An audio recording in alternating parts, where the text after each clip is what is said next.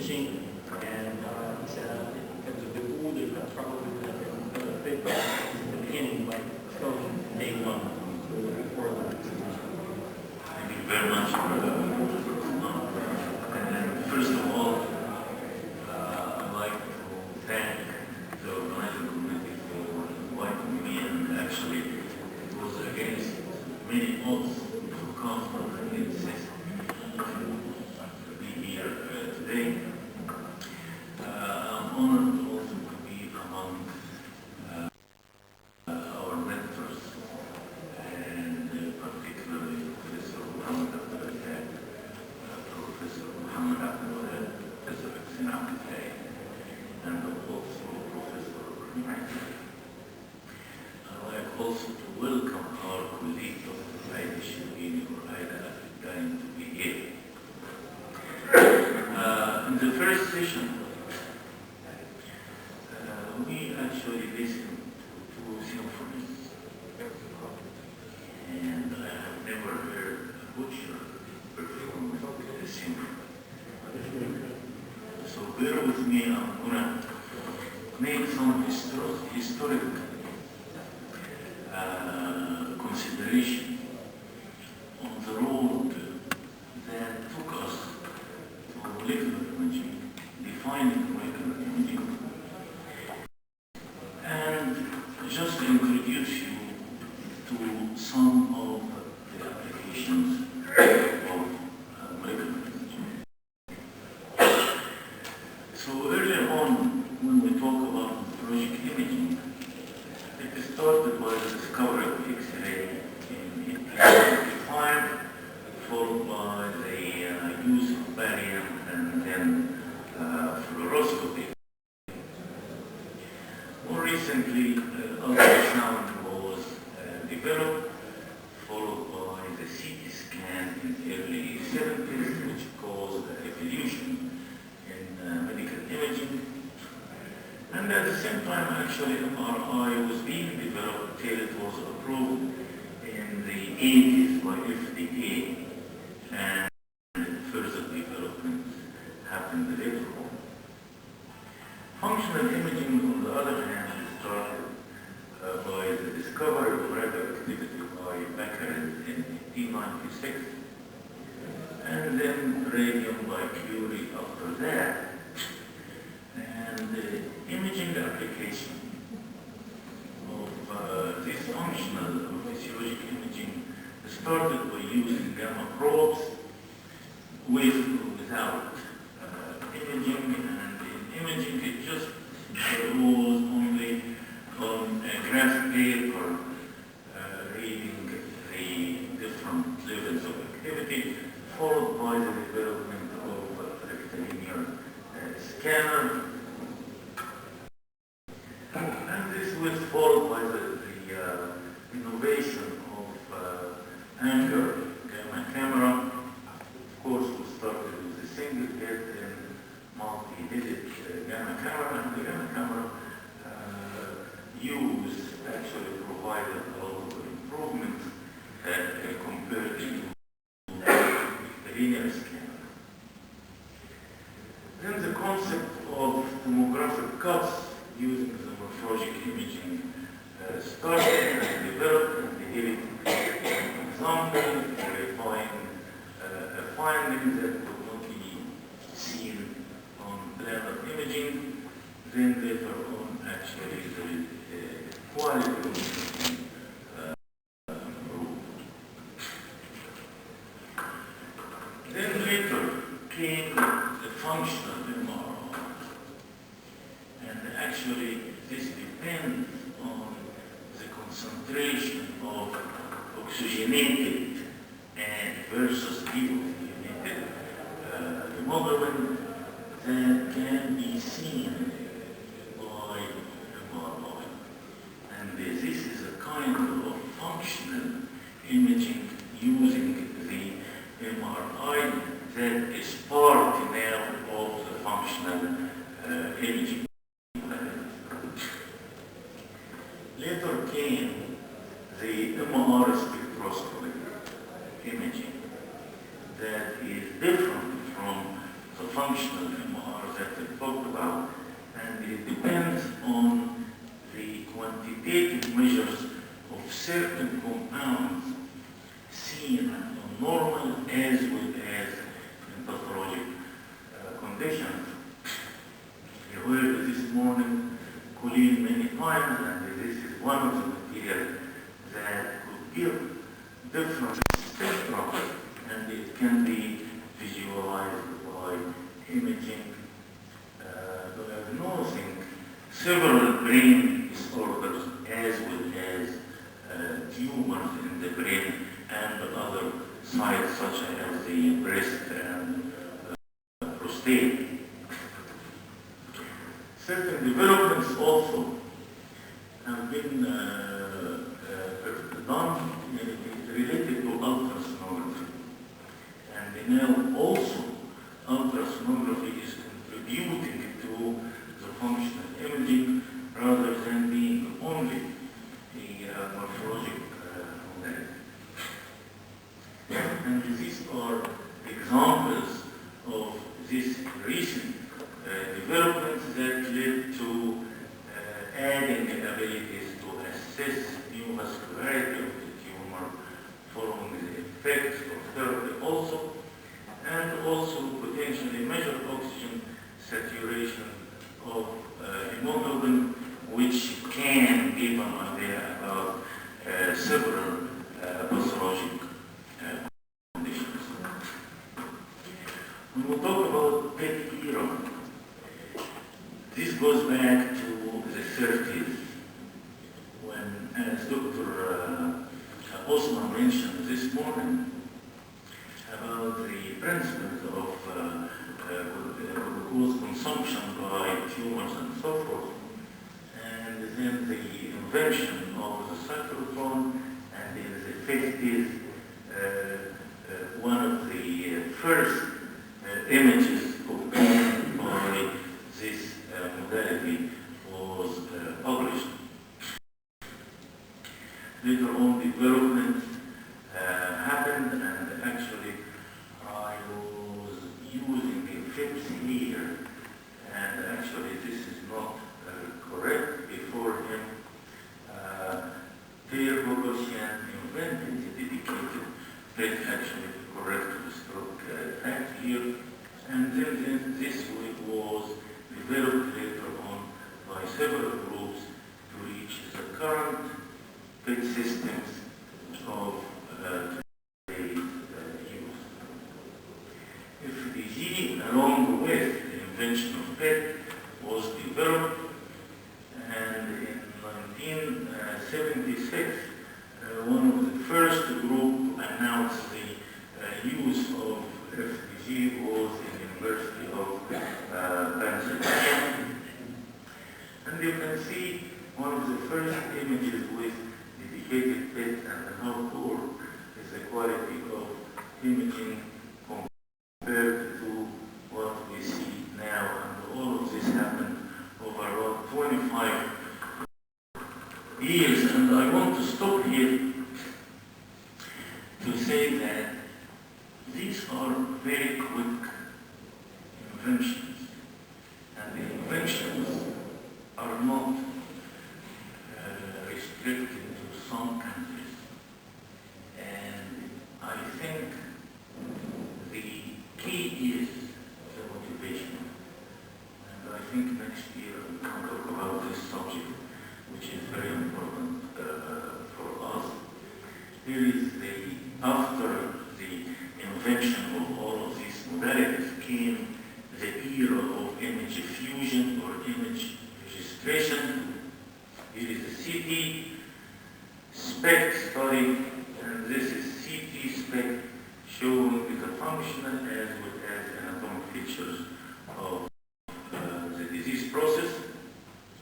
And then came the hybrid imaging, combining both worlds together so we can see the functional changes along with the accurate localization of such findings.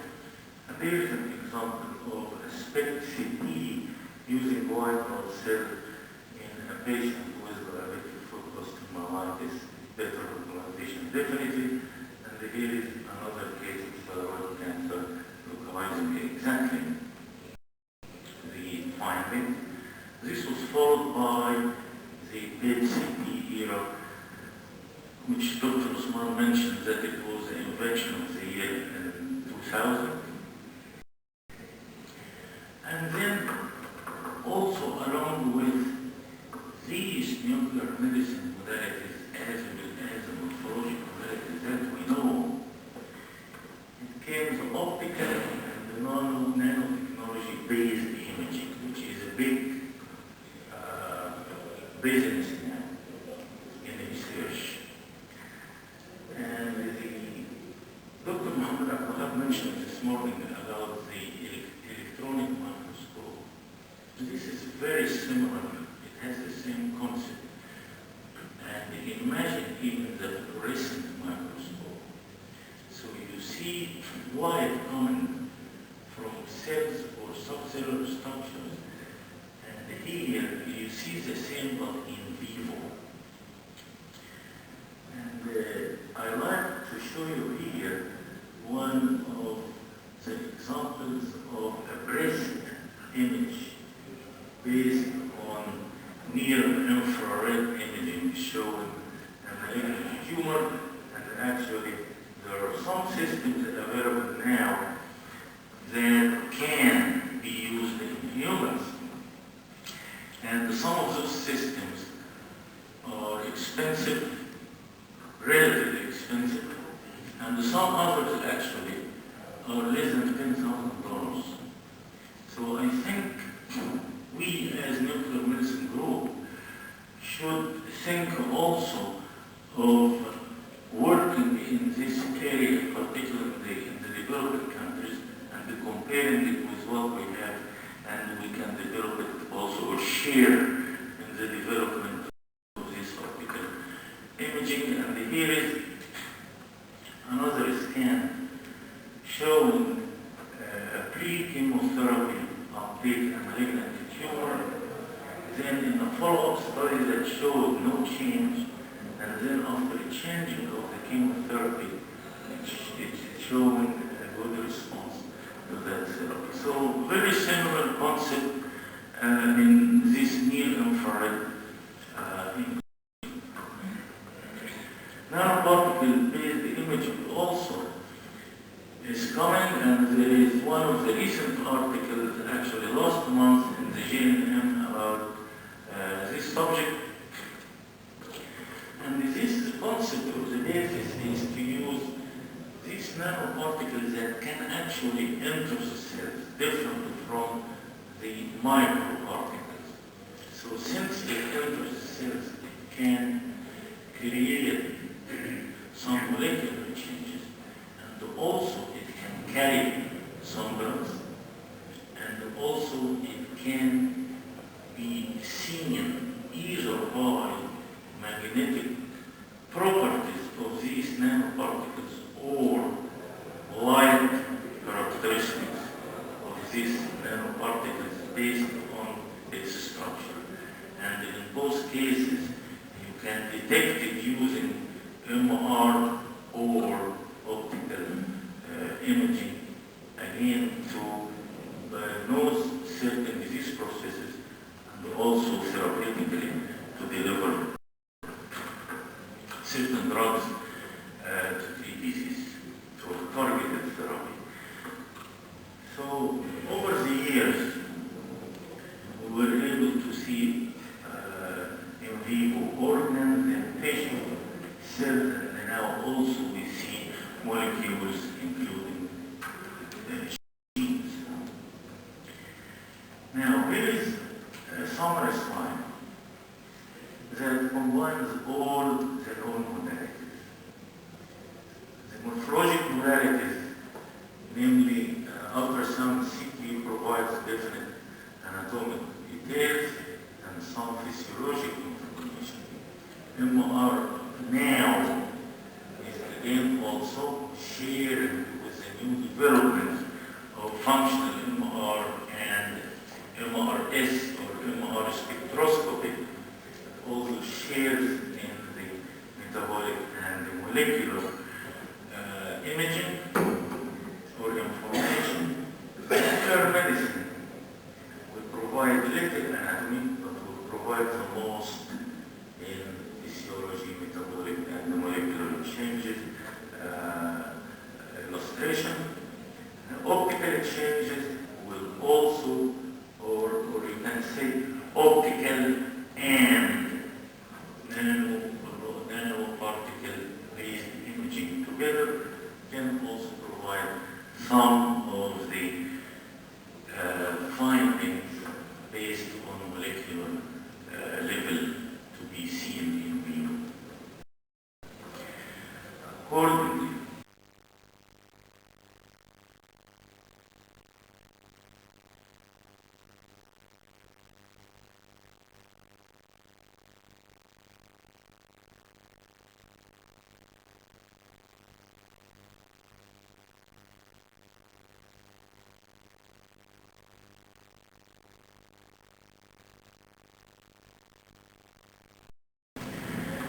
so what is molecular imaging? It's measuring biochemical and molecular biologic processes in vivo rather than in vitro that can be done without affecting the normal structure or function. In other words, visualizing normal and abnormal cell functions in vivo by utilizing the biochemical or pharmacological probes such as certain early tracers, certain contrasts, also microbubbles in case of ultrasound, and nanoparticles as well. So traditionally,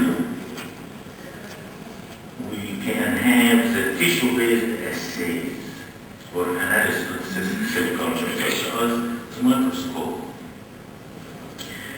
But now we have the image-based in vivo assay, which, in other words, the molecular imaging that has a big part of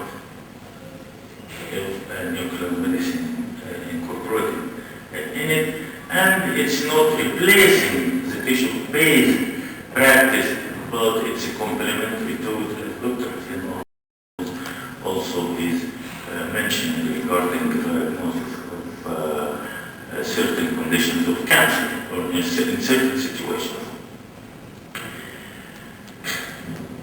We have, when we talk about molecular imaging, we are combining the molecular biology, which now all nuclear medicine personnel must go deeper in.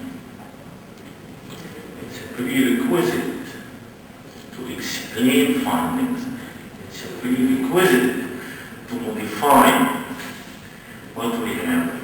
And also, I always believe that each case of physiologic imaging, when we look at the scan, I think we go through the scan inside the body. So if we know the basis, we can make better interpretation and better impact. So molecular biology is a basis of our molecular imaging. It includes the protein details, protein formation, receptors, membrane properties, and all of this good stuff. And the molecular chemistry or reactions of different observation conditions. So we have the biology, we have the molecular chemistry, and we have now, we need the molecular probes. Probes like the isotopes, certain isotopes what we use can reflect, all can reflect functional changes, but only some based on the mechanism of uptake can reflect molecular reaction. And I'm going to give an example. In addition to the nano particles and paramagnetic agents and the light characteristics also of different material. And when we combine all of these, we can detect these molecular reactions by what I mentioned about molecular devices, including some morphologic, functional, and also the molecular only, such as the optical imaging. This will form the basis of molecular imaging. This actually led to expansion of clinical applications and definitely research applications, and they led to further modernization of medicine. And I need just to mention here, with all our understanding about the complexity of this rapidly changing field of functional and the molecular imaging, we need teams. We cannot be isolated. And actually, in many areas, nuclear medicine specialists are relatively isolating themselves, and we need them to form teams, better communication with other specialists to push the application of functional and particular molecular imaging.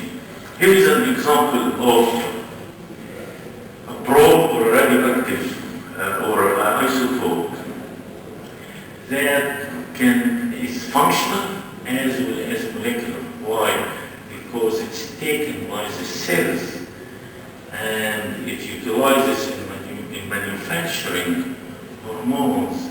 So accordingly, it goes to the level of the molecule and can be used in both diagnosis and treatment.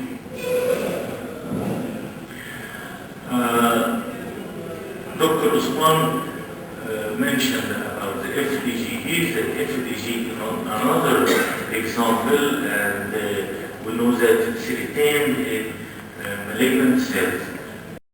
And accordingly, here is to simplify the difference. Here are some agents. All of these are used in nuclear medicine and are physiological, but only some that are being taken by subcellular structures are considered the molecular. Iodine is one, MIBG is another. We know all of these mechanisms, including FPG and other newer agents. These are the molecular probes that we use for our imaging. To illustrate that, here is a bone scan using MDP. It's physiologic.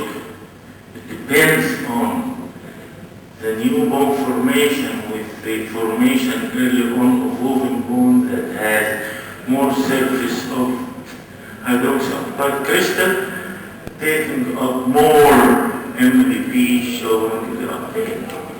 While FDG, it goes to, in case of metastasis here, it goes directly to the tumor cells and it's picked up by the cells rather than by the reactive bone around the metastatic bone disease.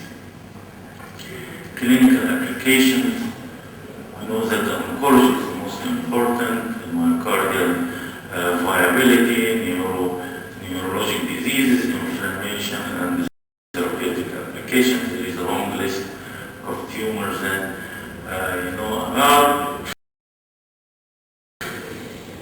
And I'm not going to elaborate in any of these. We have the experts to talk about all of the useful applications in oncology, including the staging and very importantly the response to therapy.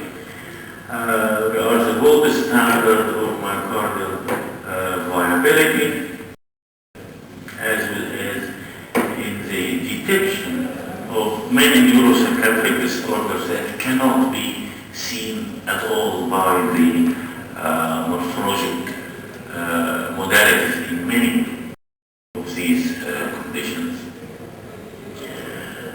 Newer developments in our probes, including recently gallium-68, which is very useful, scandium-44, copper-64, which is gonna expand and push molecular imaging, as well as it could help in situations that we have PET camera, but we don't have a cyclotron. I will give you an example of that. Here is a indium ETPA octreotide, MDP, and here is gallium-68 dot scan showing more lesions here. And the beauty of this particular gallium-68 that it's available commercially as a generator that has 270 days half-life, so you can, or shelf life, so you can get it and use it for almost a year. And this is from Richard Wang, who recently got this image of scandium-44 PET-CT, and this is one of the recent developments in the field of oncology. Research applications, we have expanding areas, particularly in my opinion, bone disease, diabetes, that are very important now, and hopefully we can share in Egypt some of those research ideas. So in brief, the molecular imaging represents in vivo detection of biochemical and molecular biologic processes non-invasively and early on. It provides information on metabolic changes in vivo, as I mentioned, and it has the applications that I mentioned.